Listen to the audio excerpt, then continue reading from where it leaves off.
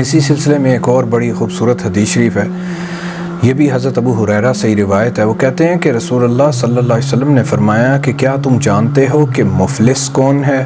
صحابہ نے کہا ہمارے نزدیک تو مفلس وہ ہے جس کے پاس نہ درم ہے نہ کوئی دنیا کا ساز و سامان ہے۔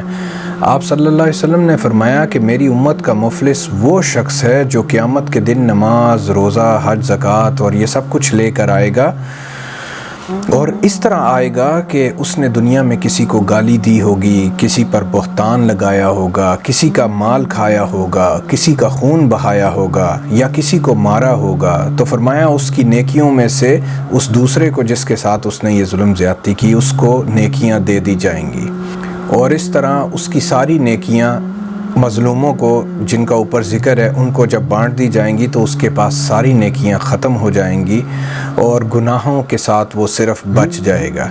تو فرمایا ان گناہوں کی وجہ سے اس کو جہنم میں پھینک دیا جائے گا۔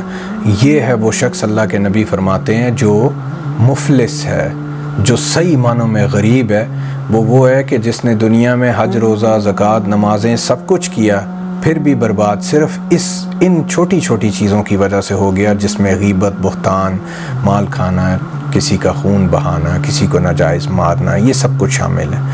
اب آپ سوچ لیں، اندازہ کر لیں کہ ہم لوگ کہاں کھڑے ہیں اور ہم اپنے عملوں کا نیٹ بیلنس اس کے ساتھ کیا حال کر رہے ہیں۔ اللہ تعالی ہمیں سمجھ کی توفیق دے انشاءاللہ۔